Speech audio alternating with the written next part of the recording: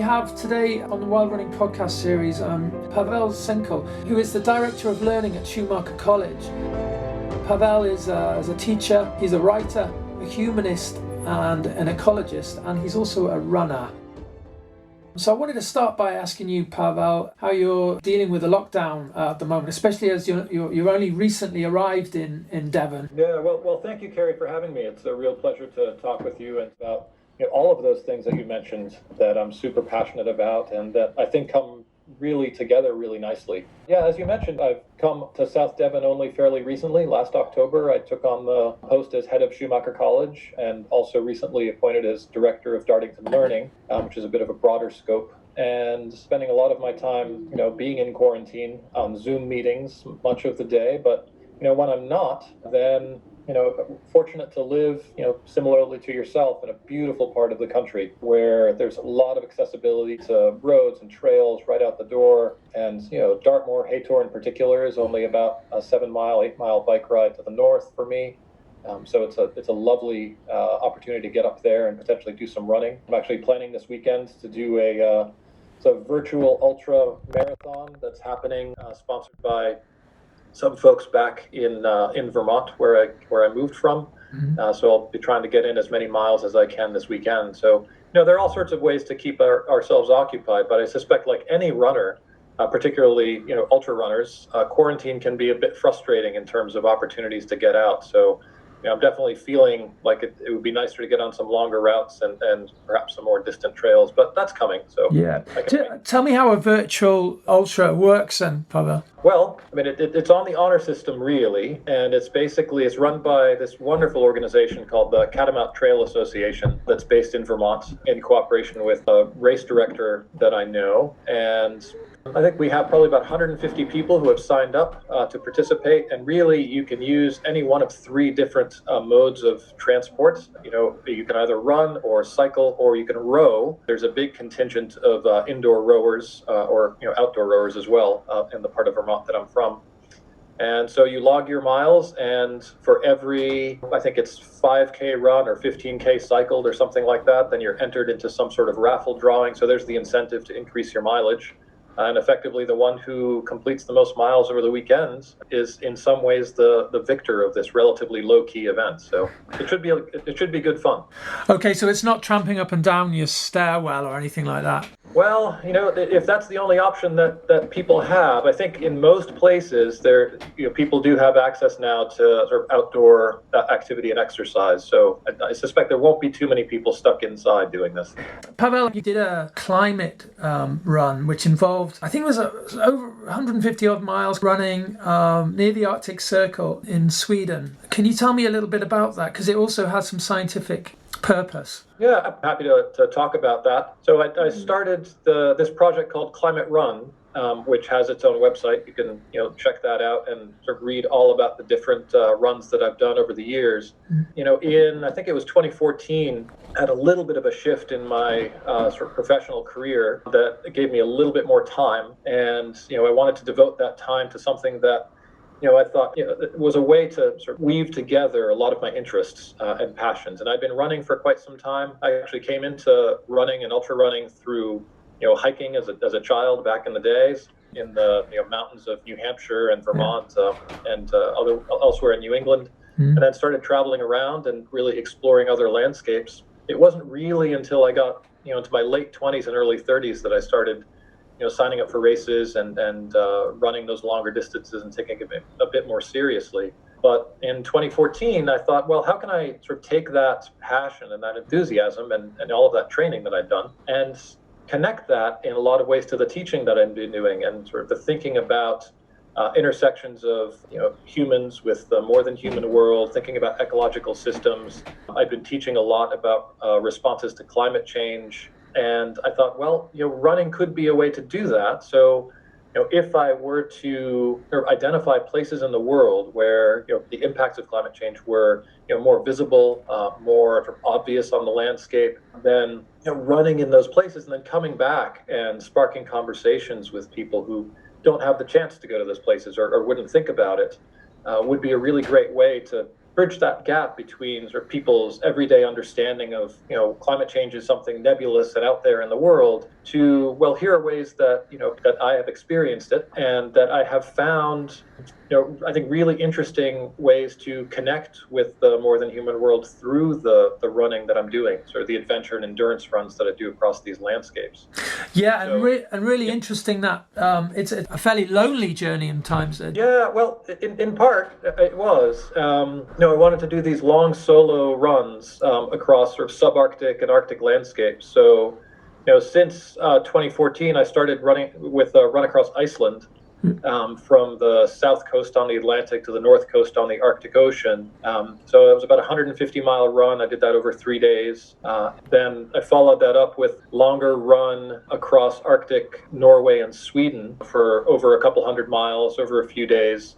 Typically averaging about 50 kilometers per day. And, in both of those, there were certainly really long stretches, virtually day-long stretches where I wouldn't come in contact with people. I really was, out on my own almost the entire time. And when I did come across somebody, it was, a really pleasant surprise to have somebody, show up on the trail. And often they would tell me, well, you don't want to go that way because there's a lot more snow or the rivers are swollen or the terrain doesn't look so good, and that was exactly the way I was going. So sometimes it wasn't the best news I was getting. And did you carry your own gear? How did you sleep in the evening? I did. So there were, comparing, for example, Iceland to the other Scandinavian run, as two examples. In Iceland, it was fairly supported. So I had family who were there, and they met me every 15 or 20 miles or so for most of the time. There were a couple of stretches where roads were closed, and I was about 30 or 40 miles at a stretch with no support, which, I was prepared for. I carried a small pack, basically just with snacks and lunch and water and any layers that I might need. And, that particular year, Iceland had a pretty tough winter and a late spring. And, Iceland has a sort of highland section, which, you can drive around the circumference on Highway 1, the ring road, fairly, all year round. But getting into the highlands where it's more elevated and the roads kind of turn into bogs and are covered with snow well into the spring, that's a bit more challenging. So this particular year happened to be one of those. So I had to change the route just a little bit and stay a bit more to the west, which ended up shortening the route by about 25 miles, which I was thankful for by the end. But it did keep me out of some of the snowier, higher reaches. So it was a little bit tamer than I had planned for, which was actually quite good. So to compare that to running the Nordkalottleiðin, the Arctic Trail that runs, it starts north of the Arctic Circle in Norway and then goes back and forth along the Norway-Sweden border dozens of times, really, and then eventually dips into Finland and then back into Norway and so on. I carried everything I needed. I was camping along the way, and I had to resupply planned every fourth day. So ended up carrying about, 10 or 12 kilos on my back. Water was not an issue, thankfully. Both thankfully and not. There was a lot of water that I had to cross and wade through and sometimes almost swim through on the way. But I didn't have to carry any of that. So it was mostly just dehydrated meals and a super light backpack and tent and so on. So in a way, it was kind of a survival exercise as well. You were taking yourself almost back to a sort of more primitive existence, if you like. Is that something for you that you need to do in order to have a real connection with the landscape? Does it help if you are alone with your thoughts, and does it help if you are carrying your own gear and wondering where you're going to stay in the evening, as opposed to knowing exactly where you're going to stay and put your feet up? Yeah, I think it absolutely helps. And I wouldn't necessarily call it primitive. I think that term is a bit problematic, and particularly if I'm carrying hundreds of dollars of ultralight equipment on the way. That's far from primitive. But I would say that being out on my own 30 miles, 20 miles from the nearest person, in the midst of a landscape which is pretty rugged and remote, lends itself to a certain sense of vulnerability. And for me, that's really what I'm seeking. It sounds a bit strange, but I tend to choose these longer projects and these longer runs to be able to be in a place where there really is no choice but to continue forward or make really significant decisions that may have a pretty serious impact. And I can give you an example of. Yeah, I'd love some examples. Yeah. It was on the third day of the Arctic Trail run, right up against the Norway-Swedish border, and it was an incredibly long day. I was pushing it into probably 65K, trying to reach this cabin. I had a map and a GPS and all of those things, but I had no sense of exactly what the terrain was going to be like. As I was running this in the summertime, virtually 24-hour daytime, that latitude. So the sun was dipping, and it came probably about 10 p.m. or so, and I'd been going since morning, and it was basically cresting these ridges and going down into a river valley, and then crossing a river, and then cresting another ridge. And beautiful day. It was warm, probably about 65 degrees even in the sun, and it just felt like one of those afternoons that was just almost surreal in its placidness and its real sort of invitation to almost curl up on a granite slab and take a nap. It was just one of those afternoons. Yeah. I knew where I had to go, and so at one point, probably 10:30 or so in the evening, I came to another river. This was a bit bigger than I had anticipated. So I was used to crossing things that were knee deep, thigh deep. I had running poles, which obviously helped me traverse those things. And then this one, I took a tentative step into it, and it was going to be close to sort of up above my belly and almost chest deep class 2 rapid that I was going to be crossing here. I really stopped for a good while, and I feel like I had a panic attack at that moment, honestly, because I knew I was probably dozens of miles from anybody else, in the midst of nowhere, about to cross this river, which really I probably shouldn't be doing alone at all. And so I was just pacing back and forth along the riverside, looking for that secret spot where it was less deep or less rugged or something like that. And I was cursing the Norwegian hiking association, saying, "Can't you build a goddamn bridge? I mean, come on, this would be really helpful right here." Have you not heard of pack rafts, Pavel? Yeah, or something, that would have been helpful. I didn't realize that the rivers were going to be as challenging as they were. Yeah.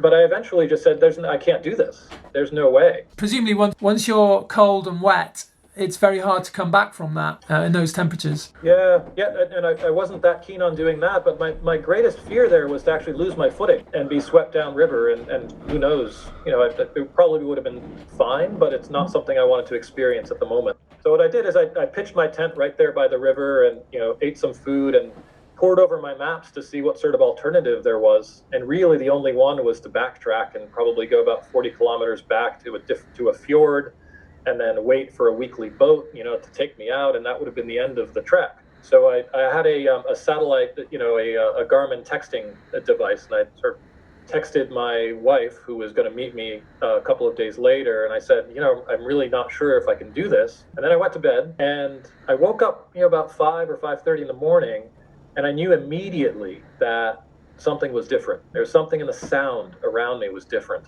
And so I poked my head out, and the river was a whole lot quieter than it was the evening before. Mm-hmm. And so I, not even thinking, I just took everything, just stuffed it in my backpack, went down to supposedly the ford where I was going to cross. And it had subsided a good foot since the night before. The waters had parted. I realized I chalked that up to, it was sunny all day, it was warm. And again, they had a late spring, and the conditions were probably, this was July or August, the beginning of August, and these were June conditions. So there's a lot more snow and a lot more water. And the snowfields higher up the mountain had been melting all day the day before, and they had swollen the river. Now the river was down, and it ended up still being waist deep and still being, one of the scariest river crossings I've done. But I said, you know what? This is one of those decisions that either, I'm done or I make it across this and keep on going. So, ended up getting across, had my breakfast, retexted my wife and said, never mind. I'll see you in a couple days. Everything's good. And then was able to continue on my way. But what a great lesson as well, in a very visceral sense, about being close to the edge of safety and not safety, and what that teaches you, because to really appreciate safety, you have to almost be unsafe. I think it was maybe Mark Rowlands who wrote in one of his books, I think it was Running with the Pack, he says running takes you home But sometimes if you run for long enough, the home is transformed. I think that's a really nice way of describing it. I mean, I think it's the same when you go for a long journey or a long hike. It teaches you something about where you've come from as well as where you're going. Absolutely. And for me, it teaches you, obviously about yourself and sort of what your limits might be. And I feel like I've certainly come up against those a few times in these runs. But also, I think going back to the idea of vulnerability, how you can in fact cultivate a vulnerability that effectively allows you to build a greater and more resilient relationship with the world around you. I think if we understand our capacities, our limits, and allow ourselves to become vulnerable, then there's a richness in that that enables us, in fact, I think, to understand our relationship more with the world around us. Really interesting thoughts there, yeah, Pavel. I'm just wondering how that can translate maybe to maybe not just to beyond running, to maybe dealing with lockdown, for example, or dealing with uncertainty and the situation we find ourselves in. That kind of mental resilience linked to physical resilience. This is partly what you teach, I think, isn't it, at Schumacher? It is a bit, yeah. I mean, at Schumacher, I haven't had the opportunity yet to teach, but I think you're quite right. As a runner, it's interesting. I started doing these longer runs and sort of these endurance adventure Arctic runs at the same time as I started teaching a sequence of philosophy courses at Sterling College in Vermont, where I was teaching at the time. And I saw the two as being absolutely inseparable. They were both about learning how to blur the boundary between the self and the not self, or between the human and the more than human. And I connected my own experiences with a lot of contemporary philosophy that looks at so what would happen if we recognize that people are not at the center of everything.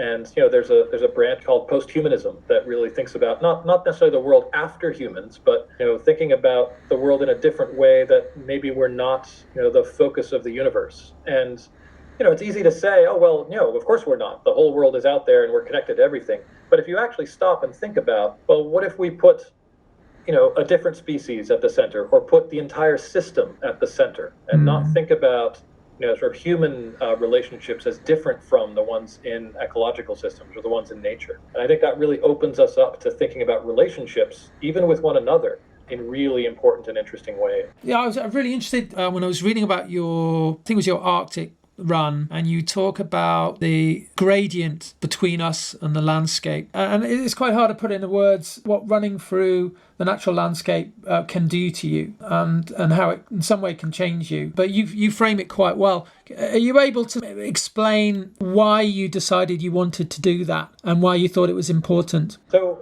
the reason I chose to do these particular runs and adventures was to leverage the experience to be able to lead to broader, bigger conversations. I wanted to make sure that it wasn't just about me going out and having a wonderful or terrifying, there's about sometimes the same, wonderful and terrifying experience out in the wild, but also that is of greater purpose and greater use.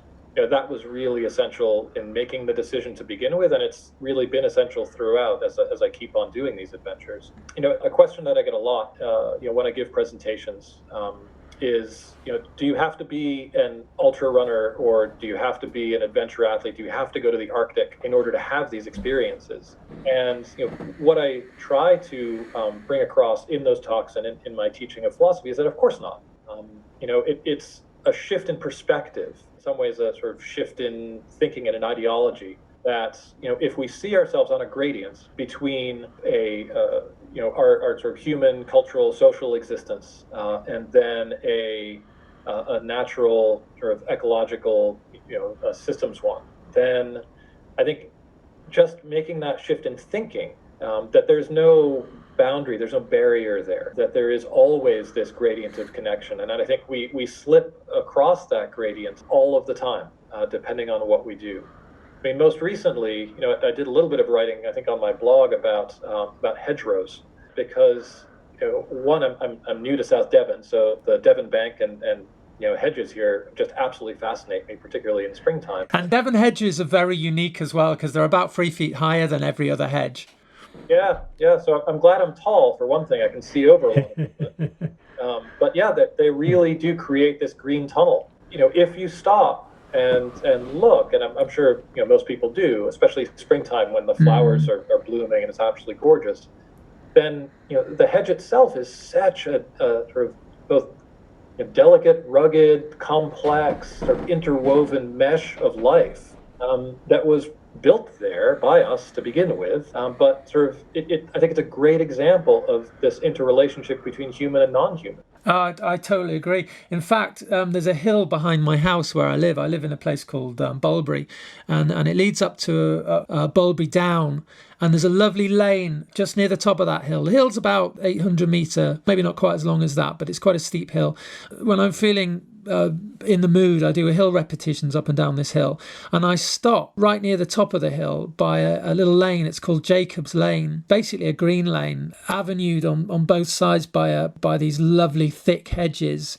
And I stop and look at them and the variety of life in the hedges, the butterflies, which you don't see so often.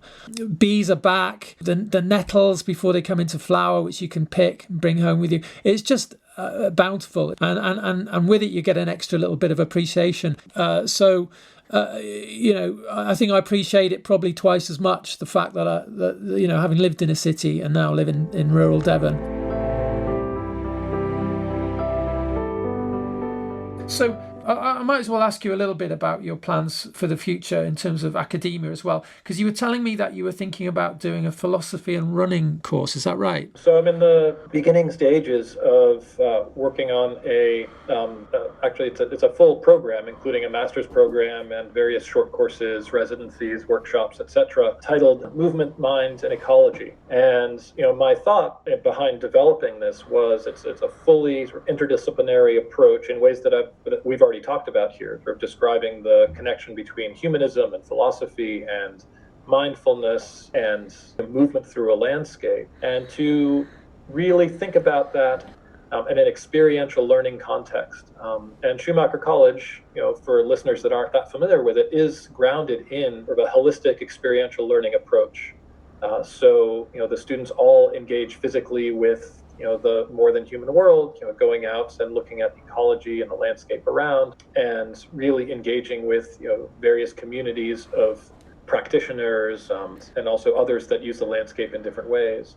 And so this particular program will launch in the late summer, early autumn of 2021 at the college, and be probably a low residency, immersive experiential learning program where students look at their connection to the world around them through physical movement. And again, it's not about ultra running, it's not about extreme athletics, although some practitioners in those areas that I've talked to that might be interested in coming and teaching, folks who have been out and sort of devoted their lives to really extreme adventure experiences, have then the opportunity to sort of step back, reflect, perhaps write some books, and think about how their individual experiences can help teach and help shape other people's relationships to the non-human world. And so I'm really excited about starting that program. The hope is that there will be everything from weekend workshops for members of the local community to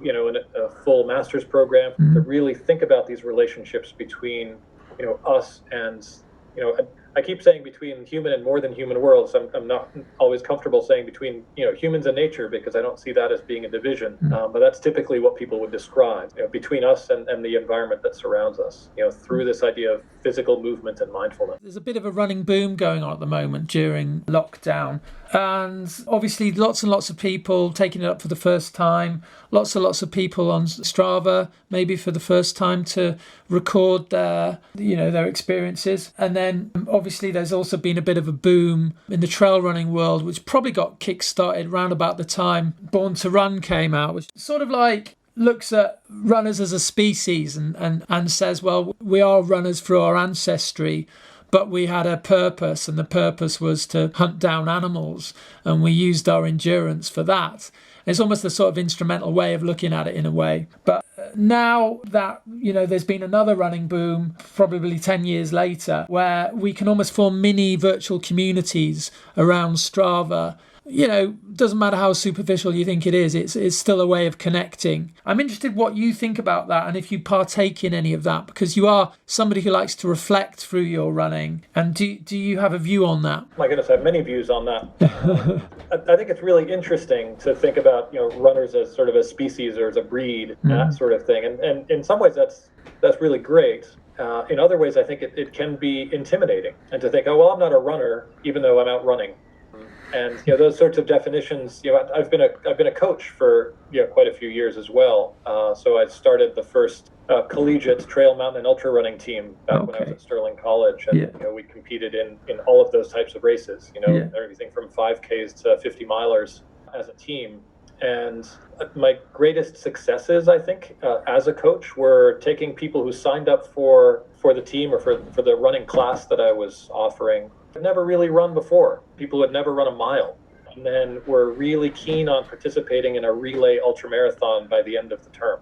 Yeah. And just not because of any sort of natural gifted ability or years of training or experience, but because they got past that idea of running is some sort of rarefied sport for elites. That it's something that anybody who puts on a pair of shoes and goes out and runs a mile down the road, they're a runner. And you're having that same experience. And for you, that could be the hardest thing you've ever done. And that's absolutely fantastic. And I think there's a lot of reflection and a lot of sort of growth that comes from those experiences. As far as Strava goes, I'm completely fascinated by Strava.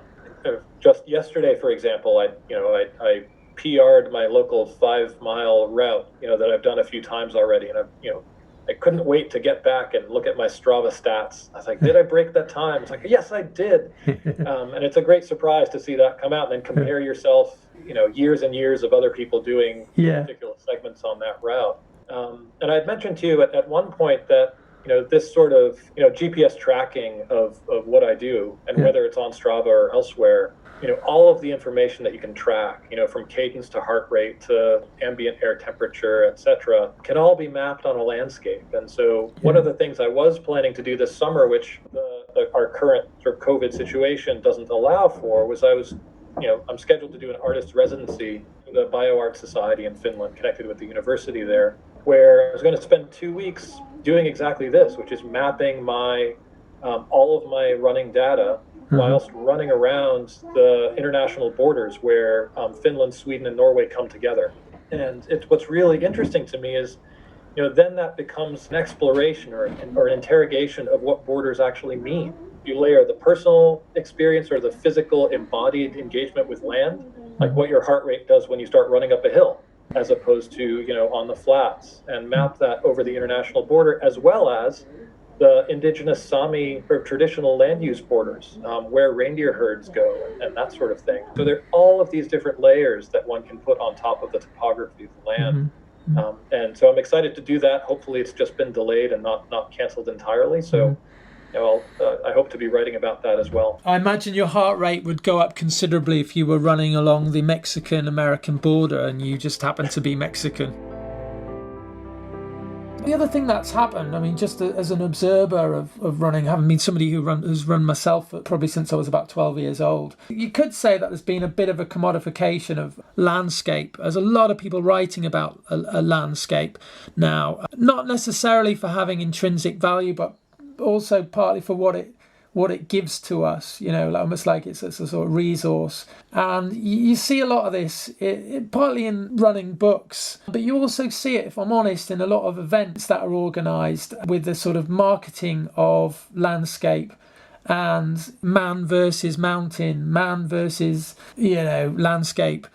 And I'm sort of interested in what that means for the experience that we have. I've been running most of my life, but I've taken part in races where I've felt like a fish out of water, partly because of the gear, the amount of gear that's required, and the aura around the event. Even though it's something I do for pleasure and also do partly for a living, it felt alien to me, partly because it had become such a big deal, with all the kit checks, the needing to have 4 of everything, needing to understand the rules, And actually what it felt like was it was removing me from the enjoyment of the experience, even though there was a discipline involved, and I suppose it required a certain amount of discipline to conform to as part of the race rules.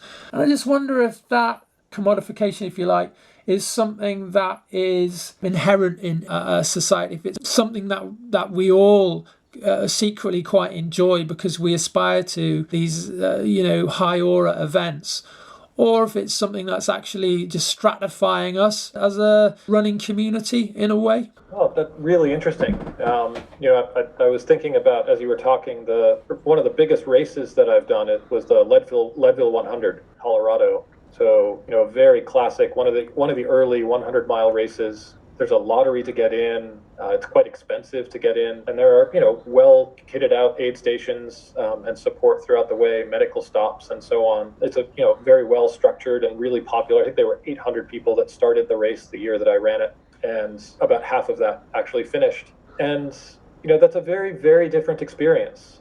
I've done my fair share of races, as you have, and many other people have, and I absolutely see the distinction between sort of this structured, regimented, often very difficult to get into. So many more people are entering running, and depending on who you talk to, it seems like, well, marathons are becoming so popular. Everybody's moving on. Is the 50-miler the next marathon that everybody wants to do? And the numbers are really increasing, and particularly in sort of more crowded parts of the world like this one. I think the landscape has limits on it. It would be difficult, I think, without some of the structure that you're talking about, to hold these events and perhaps make running as accessible and sort of lower the barriers of entry to more people so that they can appreciate and enjoy these activities. So I think it's a tricky balance. Certainly not everybody wants to or can or wants to commit to going out and doing long solo runs, like the types that I've been describing and that I enjoy. And I think a lot of races, whether it's a park run or whether it's a 100-mile race across the moor, I think all of those are great ways to get people involved, but it's a very different experience for sure. So you've run a bit on Dartmoor then, obviously, because you're quite close to Dartmoor now. What's your favourite part of Dartmoor, Pavel? Well, so I started out, when I first arrived, I think the first weekend, I hired a car and I drove to Dartmoor because I knew that it was there, and it was actually one of the selling points for me moving here, that it's close to the sea, close to the biggest national park in southern England. Let me see what all this is about. And then I stopped in the visitors center and I saw there was a book about here's a list of all of the tours in Dartmoor. I thought, oh, great, I've arrived. There's a list of things that I can run and see if I can do them all. So I started in October, and I made it was kind of an informal plan with myself to run 100 tours in the first 100 days that I was in Devon. And I finished doing that right on my birthday in February, actually, and finished up on the tours up from Wistman's Wood. Oh yeah, and like Longford tour, I think, where I took a group of people with me. That was the first time I had done any of those runs with anyone. But I thought it was, for the 100th one, it was a great way to celebrate that. And I've continued exploring as well since then. I think I'm up to like 120 or 130. But by far my favorite was Fur Tour. I think is probably the favorite for a lot of people. It's the single tour that's the most distant from any road. Yes. So the only thing that, I stood there, and it was a day where a lot of the moor had frozen. Yeah. So it was a little bit easier to walk across, or to run across rather. Well, every now and then your foot would go through and you'd be, ankle deep or calf deep in the bog. But, by the time you get there, you feel like you're out in the midst of real wilderness. Recognizing even all the layers of history and the use by the military of that landscape and so on. Nonetheless, it feels as though you are really far from everything. It's absolutely beautiful. Yeah, I wonder if coming from another country, you bought into the mythology of Dartmoor. We used to have a reputation for being a little bit gothic. Partly because of the prison, because of the notorious mists that, descend on Dartmoor. Probably to do with the Myers, the Hound of the Baskervilles, all these gothic stories with escaped prisoners. Did you hear any of that? Now you're scaring me, Kenny. I don't know if I want to go back. So. But it's funny because I know people who've come to Dartmoor expecting to see that, because it has, every national park has its mythology and has its sort of aura, and that's the one that Dartmoor seems to have had in the past, but I don't know if it's shaken that off now. The one that I was attracted to far more is sort of the Bronze Age history and the mythology of the Druid, a lot of the mysticism, and I think that comes from some conversations with colleagues and students at Schumacher College too. Yeah. That, that's why they're drawn to places like that. I think there just are so many really fascinating layers of inhabitation history and cultural history there that you can see even in the midst of nowhere, right? You're always somewhere. Yeah, and all attempts at cultivating on Dartmoor have failed. It's literally untamable. You're planning this virtual run, which is quite soon. Can you explain a little bit more about that? Well, that's just something that's this weekend, and I'm happy to have a 5-hour head start on my compatriots back in the States. Of course, I'll have to be done 5 hours earlier too, but spend a few hours each day out there. I don't expect I'm going to be breaking any sort of records, but it's just a good excuse to be out.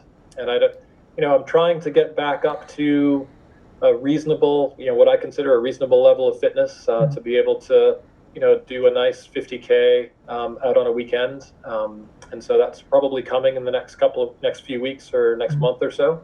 And then, I'm really sort of waiting for things to settle down a bit. Obviously travel is a bit out of the question at the moment, but I really do, at the risk of sounding cliche, I am pining for the fjords a bit. To get back up to the Arctic, and I have a few more routes that I would like to look at, and go back to places like Arctic Svalbard and really touch base with some of the scientists and researchers who have been looking at glacial melt, post-glacial rebound, and sort of looking at new places as climate change has even more and more of an impact, and it's becoming more visible around the world, to sort of really see what some of the impacts are there, and learn more about the really sort of interesting interrelationships of flora and fauna and glaciers and sea level rise. It's been a really great way for me to much better understand the complexities of our ecosystem, by going to places and actually talking with people who are doing the research on the ground. I'm hoping to be able to do some of that in the not too distant future. Yeah, fantastic. Are you optimistic about what this pandemic experience has done to us? In terms of changing our outlook and perhaps even our orientation towards environmentalism? Well, that's a tricky question, because yes, I'm optimistic in the sense that I think this is an opportunity for a lot of institutions and a lot of formal structures to really fundamentally rethink the way that they're managed. And when we're talking about higher education, for example, I'm parts of conversations in my job about, is this an opportunity to really rethink how we deliver education and what learning means to university students? And I'm really fascinated by those, and I'm hoping that we do have something positive and long-lasting coming out of this. I certainly have been parts of conversations about how this is an opportunity to sort of think about our relationship to larger ecological systems. There have been plenty of reports out around the world about how pollution has lessened and CO2 emissions have decreased, and people are recognizing that nature is somehow having a bit of a resurgence during this time of pause. I want to be careful, though, in talking about opportunity, in the midst of tragedy and crisis. Yeah, sure. That certainly for very many people, this is not an opportunity at all. But it is a real challenge simply to survive, in the face of the COVID crisis, and I don't want to negate that at all. And I think hopefully, if anything can come out of this, it's the ability to recognize that it's those relationships, either meeting new people or recognizing we need to support one another in ways that we have moved away from. So really, I think if there's anything that I'm taking away from this, it's despite the fact that we're all separated and isolated and quarantined, and maybe because of that, actually, that the importance of the relationship with one another, with the more than human world, and cultivating those and building resilience in those relationships. Hopefully we're recognizing the importance of that. Yeah, indeed. Pavel, it's been a pleasure talking to you. Thank you so much for your time. If you ever want to go for a run on Dartmoor, give me a call. I'd love to join you. I would love to. That would be great. Yeah, thank you so much, Carrie. This has been a great conversation, and hopefully we'll be able to meet in person sometime soon. I hope so. Thank you, Pavel.